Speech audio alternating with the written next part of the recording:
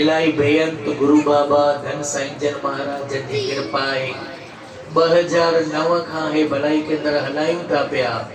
पर 16 सालन में हेड़ो पहिरों दफ़ो थियो आहे जो ॿाहिरि ॿारनि खे विहारणो पियो हुजे 16 सालन में हेड़ो पहिरों दफ़ो थियो आहे त तव्हां असी सघंदा अचो गुरु बाबा